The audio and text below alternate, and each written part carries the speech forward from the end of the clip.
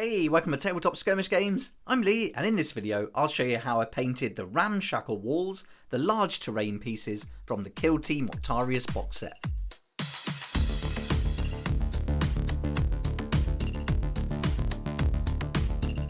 Using the Kill Team Octarius supplement book and also the main core book for the new Kill Team edition as references for this piece, and this is the terrain that I'll be using as an example in this video. I'll be using lots of contrast paints, some technical paints as well to produce this finished look, and you'll be able to use the techniques not just for this one piece but for all of the main pieces that come for these Ramshackle walls. I'll put a list of all the paints I use in the description below, as well as some links where you can save 20% off the retail price. I'd recommend using a Leadbelcher primer for this, but I couldn't get hold of one, so I used Mechanicus Standard Grey and then went over it with a brush of Leadbelcher. But these cans are usually around £12.50, and my local shop gives a discount of 10%. Okay, let's get started, and the first paint is the base paint Leadbelcher, and I've got this vegan makeup brush, quite large, super soft bristles, which are going to be perfect for this overbrushing technique. Now, if you use the primer Leadbelcher spray, you won't have to do this stage, so it definitely saves time doing that. And I used a whole pot of this Leadbelcher on all these large pieces, so you're going to get through quite a lot of paint. And doing it this way, you're going to have to buy the spray can and the pot. But if you just buy the spray can, then one spray can is going to do all these pieces as well. So you're definitely going to save money and time using a Leadbelcher primer. But here you can see I'm just going over with the brush in circular motions and then back and forth, working it into all the different areas, even underneath. You're not going to see it that much, but I still want to give it a good coat of this Leadbelcher. I'm only going to do this with one coat, and that's going to be plenty for all the techniques we do after this of layering up all the contrast paints and technical paints. Before we do that, we've got another base paint to use, which is Averland Sunset, and this is going to be for all the yellow tanks and sections on the model. And using those reference pictures in the books, I'm just picking those sections out, and I'm going to give it two coats. So when the first coat is dry, I'll go over it with the second coat and then leave that dry completely before doing any of the other stages. So I'm picking out this oil can here, and this could be painted any colour really, you don't have to follow the book references, but I think it looks cool having the red and yellow running through the models with the rusty orange that we're going to do heavily on this later on. I think it works really well, so I've just stuck to that. And then so picking out these areas as well on this tank around the side, which looks a lot like a minion. I don't know if that was done on purpose, but yeah, when you see it painted yellow and that big round vent on the front, it just screams minion. But anyway, so there we go, just filling that in, and then while that dries, I'm going to take some contrast Blood Angels red, and this is going to be for these big sections, these panels where we've got the skulls. And so I'm going around the skulls and being as careful as I can, but not worrying too much, because we are going to cover up those skull reliefs later on with a white paint. But better to do it neatly so there's less tidying up and less to cover up. But don't worry if you go over it at this stage, it's no big deal. So I'm just giving it one coat, and that's all we're going to do with this contrast paint, one nice coat. And this is a nice bright red, and then we're going to do some dry brushing later with just to show some of the metal coming back through, which you see. So I'm just going in the gaps there, taking my time, not putting too much paint on the brush. That's important. We're not flooding it with paint. You see that a lot when the contrast paints first came out. It was recommended to use it really heavily, but for things like this you want it to still keep that metallic look, and if you put too much on, you're just going to lose that. So we're not going to see the Leadbelcher colour coming through, but we are going to get a metallic effect, which looks really cool with this red.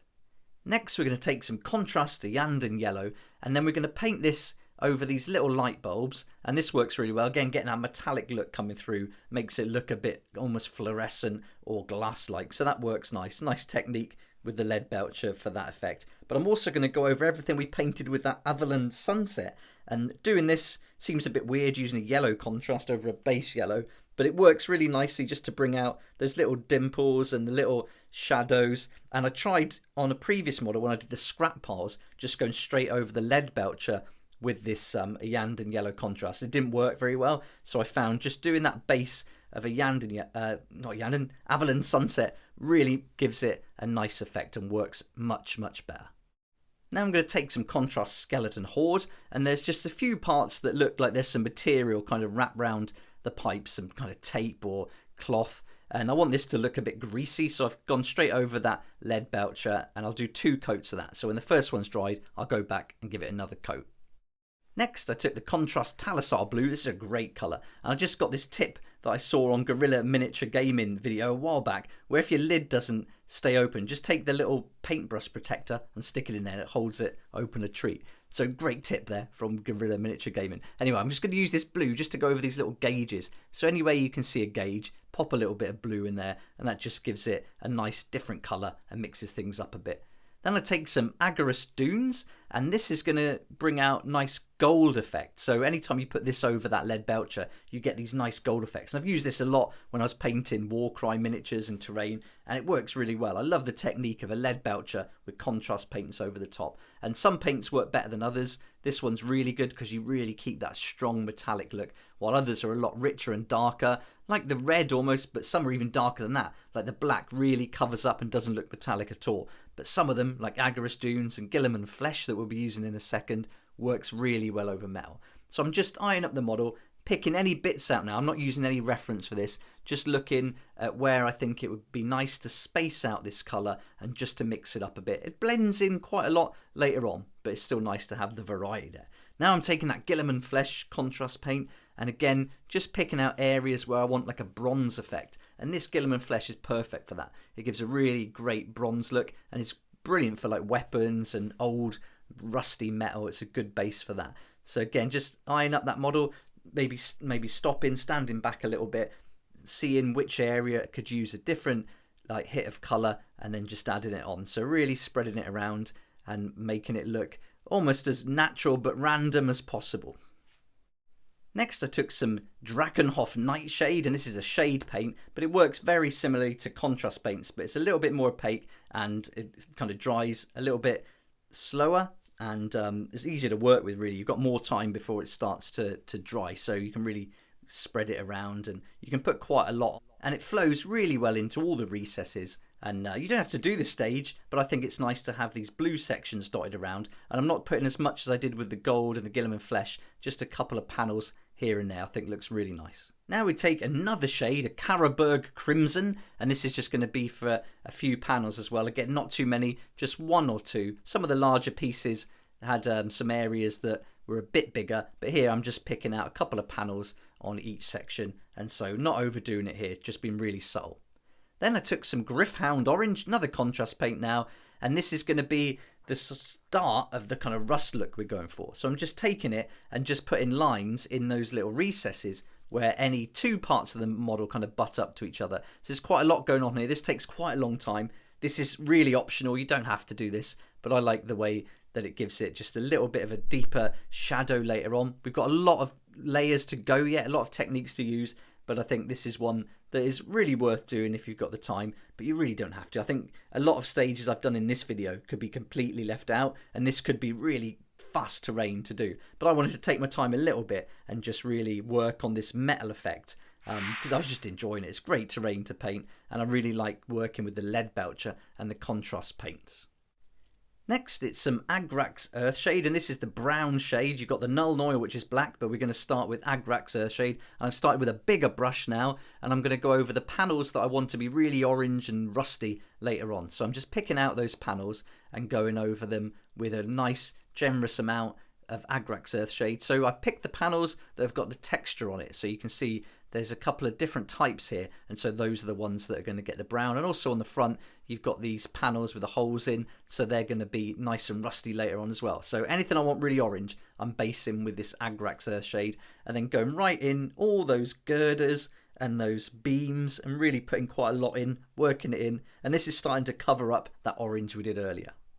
Then I took the Nuln Oil. This is the darker like black colour, and this is going to make it look really greasy and grimy, and this is going to go over all the silver areas that I want to keep silver. So I'm not going to go over the skulls here because I want to paint those white later on, and I don't want to put any shade over that red, but I'm going over pretty much everything else, and even these panels that I've painted gold earlier, I'm giving that a coat, but being careful you don't go over that yellow because we want to keep that as it is for now, but working over the kind of edges of the girders that you can see. So I've gone brown inside, but then this black on the outside, and just being really rough with it. I'm not being precise at all, giving it a good coat. And even here you can see this is how quick I'm just really getting it on there, spreading it around as fast as I can, getting it in, being careful not to be messy, but still just covering those areas with that nice large brush and not going over the brown. But if I do, it's no big deal because this is all gross and grimy and rusty, so it doesn't really matter.